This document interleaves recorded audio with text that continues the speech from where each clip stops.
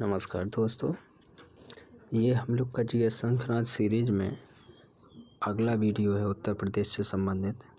और इसके अंतर्गत हम लोगों ने जो सांस्कृतिक क्षेत्र है उसमें लोकगीत है, आपका लोक नृत्य है और कुछ महोत्सव हैं, मेले हैं, कुछ जनजातियां हैं। यहाँ से ये बहुत इम्पोर्टेंट टॉपिक है जहाँ से खूब क्वेश्चन भर भर के पूछे जाते हैं हर एग्ज़ाम में। तो इसको आज हम लोग पूरा कर लेंगे। आप लोग पूरे विश्वास के साथ इस सीरीज़ को फॉलो करें। और आप लोग जानते ही हैं, नहीं जानते हों तो प्रीवियस ईयर का क्वेश्चन पेपर आप लोग उठाकर देखें, जहाँ पर यहाँ से खूब क्वेश्चन पूछे गए हैं। आप देखेंगे यूपी स्पेशल से कोई भी एग्ज़ाम हो, यूपी पुलिस का ही देख लो अभी आप हाल ही में, तो जहाँ से 6-7 क्वेश्चन 7-8 क्वेश्चन उत्तर प्रदेश से स्पेशल का रहता है। और आपका ये उत्तर प्रदेश पीसीएस का हुआ, उत्तर प्रदेश आरओ का हुआ या रेलवे का हुआ, तो क्वेश्चन यहाँ से अक्सर क्वेश्चन मिलता है। जितना आरओ में या पीसीएस में तो 15 क्वेश्चन पूछा गया है। अच्छा, यहाँ से अक्सर रहता है जो अभी आरओ का एग्ज़ाम हुआ है आपका 11 फरवरी को, वहाँ से ये जो लोकगीत है आपके यहीं से क्वेश्चन था। तो ये आप ध्यान रखना, बहुत इम्पोर्टेंट टॉपिक है ये। ठीक है, तो शुरू करते हैं आज का। सबसे पहले देखेंगे हम लोग लोकगीतों को देखेंगे, जो उत्तर प्रदेश के कुछ प्रमुख लोकगीत हैं, यहाँ से क्वेश्चन अक्सर आता है। और आपका पूर्वांचल क्षेत्र के देखेंगे पहले। तो पूर्वांचल क्षेत्र में आपका जैसे कजरी, ठीक है, कजरी खूब पूछा जाता है, ये बहुत ज़्यादा इम्पोर्टेंट है। तो कजरी मुख्यतः कहाँ पर है, तो मुख्यतः ये मिर्ज़ापुर और बनारस। तो मिर्ज़ापुर आप याद रखना बहुत अच्छे से, क्योंकि मिर्ज़ापुर में ये पहले तो कजरी कहाँ गाया था, पूर्वांचल क्षेत्र में। और पूर्वांचल क्षेत्र में ही वो दे दे आपको कि बलिया, गाजीपुर, इस तरीके से महाराजगंज, और कह दे वहीं मिर्ज़ापुर लिखा हो, तो आपको मिर्ज़ापुर याद रखना है कि मिर्ज़ापुर में जो है कजरी गाया जाता है विशेष रूप से। फिर चैता, ठीक है, चैता की विशेषता क्या है कि ये फाल्गुन चैत्र पूर्णिमा तक गाया जाता है, यानी फाल्गुन और चैत्र 2 माह में ये गाया जाता है चैता। फिर आपका बिरहा, ये अभी पूछा गया था, देखिए कहेगा बिरहा कहाँ का नृत्य है, तो पूर्वांचल क्षेत्र का नृत्य है बिरहा, ठीक है। फिर झूमर, दादरा, तो दादरा जो है ये विवाह के अवसर पर गाया जाता है। सोहर, ये मुख्यतः है तो ये पूर्वांचल के सभी। सोहर पूछेगा किस क्षेत्र का है, तो सोहर जो लोकगीत है ये पूर्वांचल क्षेत्र का है, लेकिन ये सोहर जो है वेरी इंपॉर्टेंट है, ये अंदर से पूछा गया है कि ये कब गाया जाता है, तो बच्चों के जन्म पर गाया जाता है। किस क्षेत्र से संबंधित है, ये अवध क्षेत्र से संबंधित है, अवध से, विशेष रूप से अवध से संबंधित है, ठीक है। और संस्कार गीत ये भी अवध में ही गाए जाते हैं। दोस्तों ये बहुत इम्पोर्टेंट है, ये आपको इसको बहुत अच्छे से तैयार करना होगा, पूर्वांचल का खूब पूछा जाता है ये। दूसरा आपका बुंदेलखंड क्षेत्र, यहाँ पर कौन कौन से लोकगीत गाए जाते हैं, तो आल्हा है, ईश्वरी फाग है, हरदौल है, आपका पंवारा है, घारी है। ये सब जो है आप लोग बुंदेलखंड से जो लोग होंगे उन्हें पता होगा। आल्हा अक्सर बरसात के मौसम में गाया जाता है। हरदौल है, हरदौल जो बुंदेला थे उनका व्यक्तिगत जीवन से संबंधित जो गीत हैं वो गाए जाते हैं। ईश्वरी फाग होली के महोत्सव पर जो है, ईश्वरी मतलब देवी देवताओं से संबंधित जो है फागों को गाया जाता है, गीतों को, ठीक है। तो इसे आप अच्छे से याद रखना। बुंदेलखंड क्षेत्र का कौन कौन सा, अब ब्रज क्षेत्र, ये भी वेरी इंपॉर्टेंट है।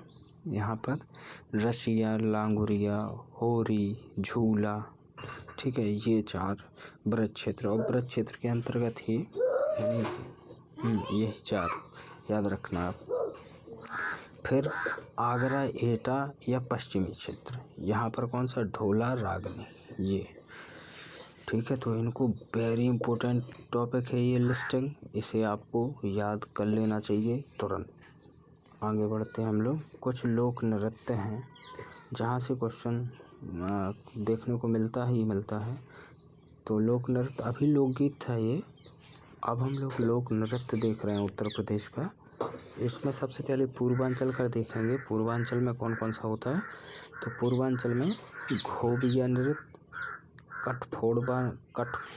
घोड़वा नृत्य, नटवरी नृत्य और नकटोरा नृत्य। ठीक है, तो ये याद रखना पूर्वांचल के नृत्य हैं। बुंदेलखंड में कौन कौन सा है। धूरिया, सौरा, घोड़ा नृत्य, पाई डंडा नृत्य, ख्याल, राई। आप अक्सर देखते होंगे जो हमारा शादी विवाह महोत्सव होता है या फिर कोई धार्मिक उत्सव होता है तो वहाँ पर घोड़ा को डांस कराया जाता है, देखा ही होगा आपने। ठीक है, आगे देखते हैं हम लोग ब्रज क्षेत्र का। तो ब्रज क्षेत्र में आपका चरकुला, ब्रज क्षेत्र का थोड़ा सा जूम कर लेते हैं। आप देखेंगे चरकुला, ये वेरी इम्पोर्टेंट है ब्रज क्षेत्र का, ये है वेरी इम्पोर्टेंट, खूब पूछा गया है ये। कजरी आपका पूर्वांचल क्षेत्र का जो लोकगीत था। दूसरा ब्रज क्षेत्र का चरकुला, ये लोक नृत्य है, ये खूब पूछे जाते हैं। कहेगा चरकुला जो है किस क्षेत्र से संबंधित लोक नृत्य है, तो ब्रज क्षेत्र से संबंधित है। ठीक है, झूला नृत्य, लठमार होली, रास नृत्य, घड़ा नृत्य, मयूर नृत्य, ये सारे नृत्य आपके जो लोक नृत्य हैं ये ब्रज क्षेत्र में किए जाते हैं। ठीक है, और यहाँ पर थोड़ा सा ये इसे भी देख लेते हैं। कहेगा कर्मा लोक नृत्य किस क्षेत्र से संबंधित है, तो ये मिर्ज़ापुर सोनभद्र से संबंधित है, ये वेरी इंपॉर्टेंट है। किस जनजाति द्वारा किया जाता है, खरवाड़ जनजाति द्वारा, ये वेरी इंपॉर्टेंट है, खूब पूछा गया है दोस्तों, इसे अच्छे से ध्यान रखना आप। कर्मा नृत्य, ठीक है। अब हम लोग आगे बढ़ते हैं और देखते हैं उत्तर प्रदेश के कुछ प्रमुख जो है मेले हैं जहाँ से क्वेश्चन पूछे जाते हैं आपके। तो देवा शरीफ का मेला, ये कहाँ पर लगता है, बाराबंकी में। सैयद सालार का मेला, इसे देखेंगे, ये बहराइच में। और देवी पाटन का मेला, ये बलरामपुर में।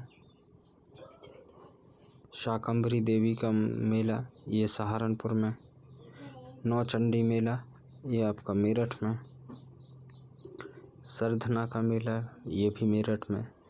गढ़मुक्तेश्वर मेला, ये हापुड़ में। हरिदास जयंती, ये वृंदावन में, अभी हम लोग देख चुके हैं इसे पिछले वीडियो में।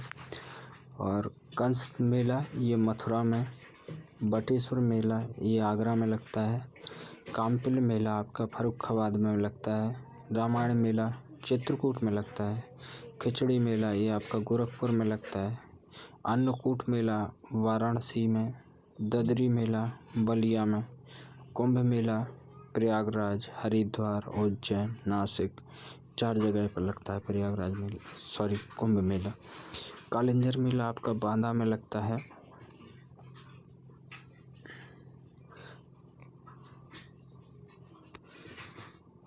कालिंजर मेला आपका बांदा में लगता है। ठीक है, इसके बाद देव दीपावली आपकी वाराणसी में मनाई जाती है। जल विहार मेला आपका झांसी में निकलता है ये। ठीक है, तो नोट लिखा हुआ है, विश्व का सबसे बड़ा मेला कौन सा है, तो कुंभ मेला है, जो हम लोग अक्सर प्रयागराज में या नासिक, उज्जैन जाते हैं उस समय। तो कुंभ मेला जो प्रयागराज में आयोजित होता है वो विश्व का सबसे बड़ा मेला है। ठीक है, सर्वाधिक मेले कहाँ पर लगते हैं, तो मथुरा में, कितना, 86। फिर कानपुर, फिर झांसी तीसरे नंबर पर। तो सबसे ज़्यादा मेले मथुरा में आयोजित किए जाते हैं और सबसे कम मेले कहाँ लगते हैं, ये पीलीभीत में लगते हैं। ठीक है, अब वहाँ आगे हम लोग देखते हैं कुछ जो है महोत्सव हैं जहाँ से खूब क्वेश्चन पूछे जाते हैं। महोत्सव, तो जैसे सुलह-कुल महोत्सव आगरा में है। ताज महोत्सव, ये भी आगरा में मनाया जाता है। आयुर्वेद महोत्सव, ये झांसी में मनाया जाता है। काम्पिल महोत्सव, ये फर्रुखाबाद में मनाया जाता है। त्रिवेणी महोत्सव, ये प्रयागराज में मनाया जाता है।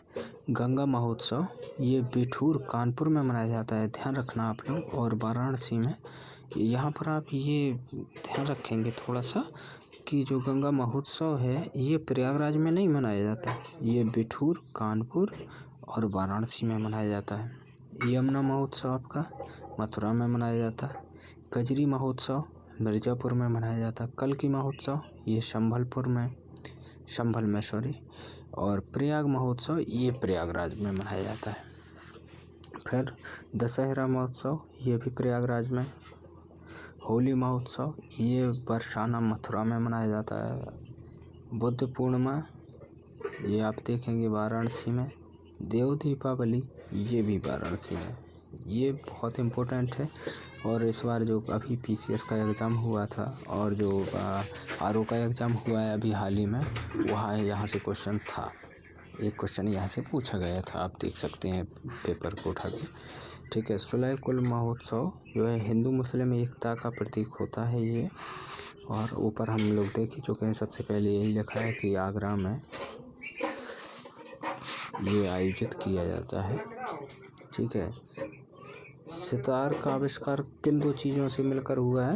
तो बीड़ा और तंबूरे को मिलाकर सितार का आविष्कार किया जाता है। ठीक है। और इसके आविष्कारक कौन थे दोस्तों? अमीर खुसरो इसके आविष्कारक थे। ठीक। सबसे प्राचीन वाद्य यंत्र कौन सा है? बीड़ा, सबसे प्राचीन। ठीक। उत्तर प्रदेश में जैन एवं बौद्ध दोनों धर्मों का तीर्थ स्थल कौन सा है? कौशाम्बी। जैन और बौद्ध, ये क्वेश्चन खूब पूछता है। खड़ी बोली के आविष्कारकर्ता कौन थे? अमीर खुसरो। हम लोग अच्छे से जानते हैं इनको। ठीक है। तो दोस्तों इनको बहुत ध्यान से आपको याद करना होगा। मैंने थोड़ा जल्दी करवा दिया है इसको, लेकिन आप लोग जो है अच्छे से देखें और इसका नोट्स बना लें और इसको याद कर लें आप। ठीक है। अब उत्तर प्रदेश से संबंधित कुछ जनजातियां हैं दोस्तों, इनको हम लोग देख लेते हैं, जहाँ से क्वेश्चन जो है पूछे जाते हैं अक्सर। ठीक है। तो उत्तर प्रदेश की जनजातियां, एसटीज के बारे में देखते हैं, जो शेड्यूल्ड कास्ट हैं। आप लोग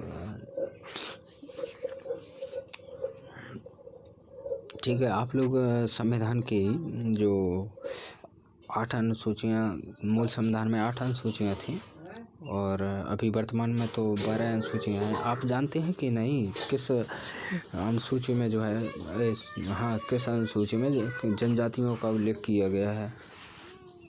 जानते हैं कि नहीं जानते हैं आप लोग?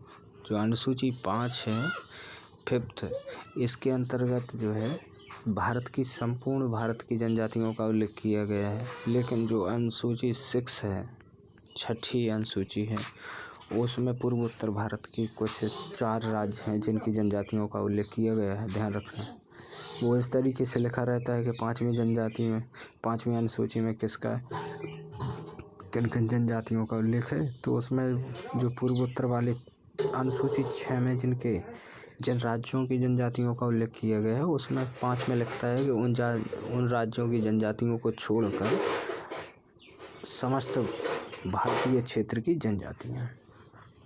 ठीक है। कंफ्यूज नहीं होना है, उसमें आपको ध्यान रखना होगा कि किस तरीके से आता है। तो भारत की जो जनगणना है 2011 की, उसके अनुसार देखते हैं हम लोग। ठीक है। राज्य की कुल जनसंख्या का 0.6% एसटीज है, यानी उत्तर प्रदेश की जो जनसंख्या है उसका अनुसूचित जो जनजाति हैं उनकी संख्या कितनी है? 0.6%। ये खूब पूछा गया है सर, वेरी इंपॉर्टेंट कर लेना इसको। यूपी के एसटी रहित जिले, अर्थात जहाँ पर जनजातियाँ नहीं पाई जाती उत्तर प्रदेश के, ऐसे ज़िलों की संख्या 2 है। कौन कौन से ज़िले हैं? एक तो आपका अयोध्या हुआ, दूसरा आपका जालौन है। फिर आप देखेंगे वर्ष 2003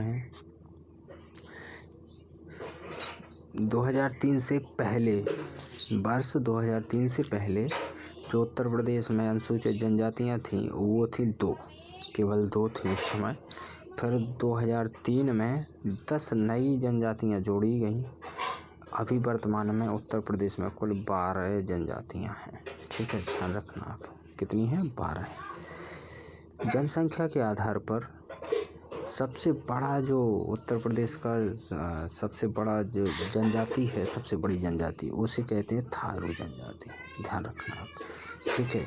और सबसे छोटी जो जनजाति है अर्थात जनसंख्या के आधार पर, तो वो बनरावत है, ठीक है। अब कहेगा सर्वाधिक एसटी जिला, यानी जहाँ पर सर्वाधिक अनुसूचित जनजातियों की जनसंख्या पाई जाती है, तो कहाँ कहाँ? सोनभद्र में सबसे ज़्यादा जनजातियाँ पाई जाती हैं, फिर बलिया में, ठीक है। अब दोनों याद रखना, क्योंकि सोनभद्र नहीं होगा तो बलिया आएगा फिर आपका विकल्प में, इसलिए दोनों को याद रखना। फिर कहेगा सबसे कम जो जनजातीय जिला है, सबसे कम जनजातीय जो जनसंख्या है वो किस जिले में पाई जाती है? उत्तर प्रदेश के बागपत में पाई जाती है। बुक्सा जनजाति कहाँ पर निवास करती है? ये पूछा गया सीधा सीधा, बिजनौर जिले में निवास करती है। खरवार जनजाति की ये कहाँ पर निवास करती है? ये सोनभद्र में मिलती है, मिर्ज़ापुर में, बलिया में, ठीक है। ये क्वेश्चन पर ध्यान रखना, थोड़ा सा कंफ्यूज नहीं होना है आपको।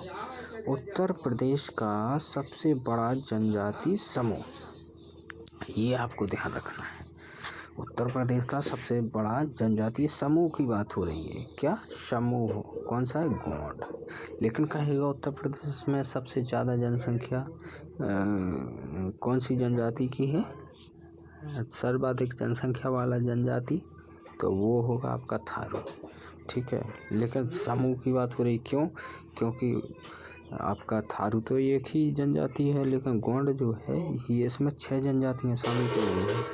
गोंड समूह के अंतर्गत 6 जनजातियाँ शामिल की गई हैं, जैसे गोंड, धूरिया, नायक, ओझा, पठारी, राजगोंड, ठीक है।